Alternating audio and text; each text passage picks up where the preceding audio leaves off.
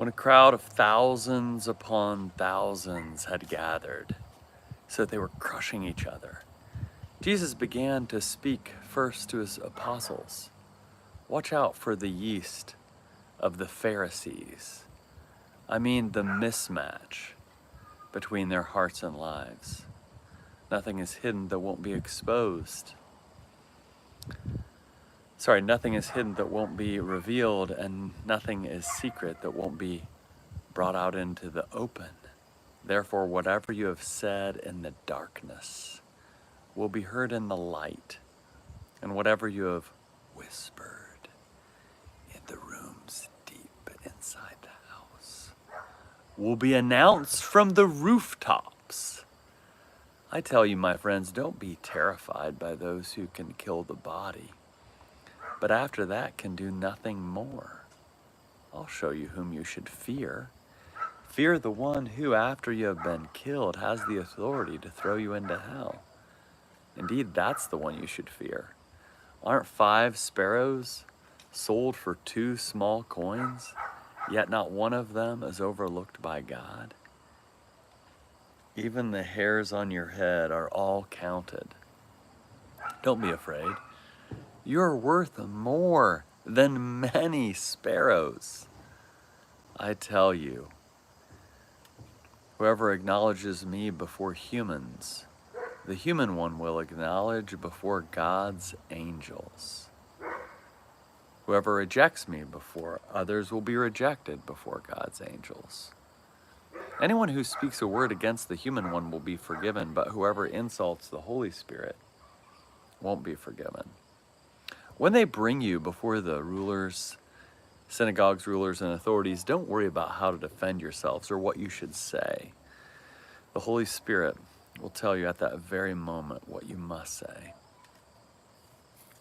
While Jesus was speaking, someone from the crowd said to him, "Teacher, tell my brother to divide the inheritance with me." Jesus said to him, "Man, who appointed me as judge or referee between you and your brother?" Then Jesus said to them, "Watch out. Guard yourself against all kinds of greed. After all, one's life isn't determined by one's possessions, even when someone is very wealthy." Then he told them a parable. A certain rich man's land produced a bountiful crop. He said to himself, "What will I do? I have no place to store my harvest." Then he thought, "Here's what I'll do. I'll tear down my barns and build bigger ones. That's where I'll store all my grain and goods. I'll say to myself, you have stored up plenty of goods, enough for several years. Take it easy, eat, drink, and enjoy yourself." But God said to him, "Fool, tonight you will die. Now who will get the things you have prepared for yourself? This is the way it will be for those who hoard things for themselves, but aren't rich toward God." Then Jesus said to his disciples, "Therefore I say to you, don't worry about your life, what you will eat, or about your body, what you will wear. There is more to life than food, and more to the body than clothing. Consider the ravens. They neither plant nor harvest. They have no silo or barn, yet God feeds them. You are worth so much more than birds. Who among you, by worrying, can add a single moment to your life? If you can't do such a small thing, why worry about the rest? Notice how the lilies grow. They don't wear themselves out with work, and they don't spin cloth. But I say to you that even Solomon in all his splendor wasn't dressed like one of these. If God dresses grass in the field so beautifully, even though it's alive today and tomorrow it's thrown into the furnace, how much more will God do for you, you people of weak faith? Therefore, don't worry about what you'll eat. So stop worrying about what you'll eat or what you'll drink. Stop worrying. All the nations of the world long for these things, and your Father knows that you need them. Instead, desire his kingdom, and these things will be given to you as well.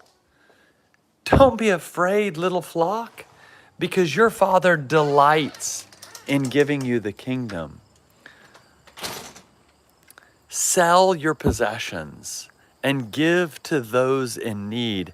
Make for yourselves wallets that don't wear out, a treasure in heaven that never runs out. No thief comes near there, and no moth destroys. Where your treasure is, there your heart will be too.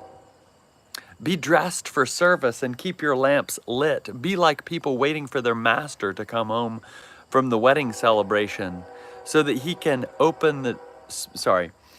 be like people who are waiting for their master to come home from a wedding celebration so that when he opens the door, he'll come into them. I'm messed up. Be dressed for service and keep your lamps lit.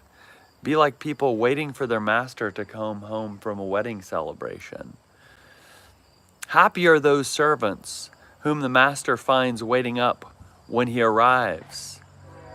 I tell you, when he arrives, he will dress himself to serve, seat them at the table as honored guests, and wait on them. Happy are those servants whom the master finds waiting up, even if he comes at midnight or just before dawn. But know this, if the homeowner had known what time the thief was coming, he wouldn't have allowed his home to be broken into. You also must be alert, because the human one is coming at a time when you don't expect him. Peter said, Master, are you telling this parable for us or for everyone? The Lord said, who are the faithful and wise managers whom the master will put in charge of his household servants to give them their food at the proper time? Happy are those servants whom the master finds fulfilling their responsibilities when he comes. I assure you that the master will put them in charge of all his possessions. But suppose that these servants should say to themselves, my master is taking his time about coming. And suppose that they began to beat the servants, both men and women, and to eat, drink, and get drunk. The master of those servants will come on a day they weren't expecting, at a time they couldn't predict. The master will cut them into pieces and assign them a place with the unfaithful. The master will cut them into pieces and assign them a place with the unfaithful. The master will cut them into pieces and assign them a place with the unfaithful. Whoever much has been given, much will be required. Unfaithful. Happy are those servants.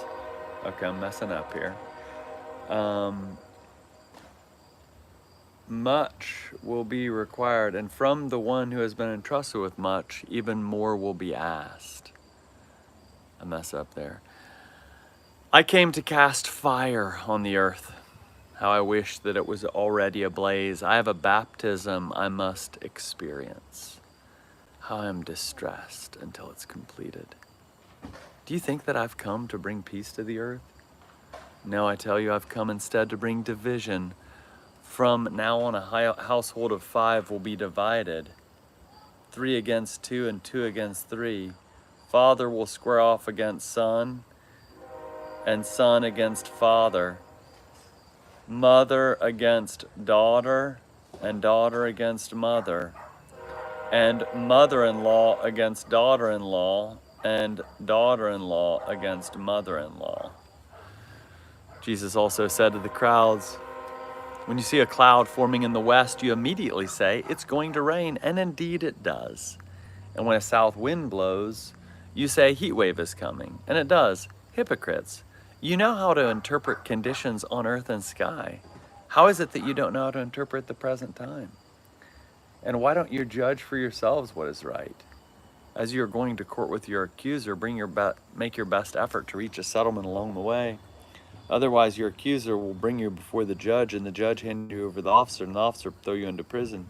I assure you, you will not get out until you have paid the very last cent.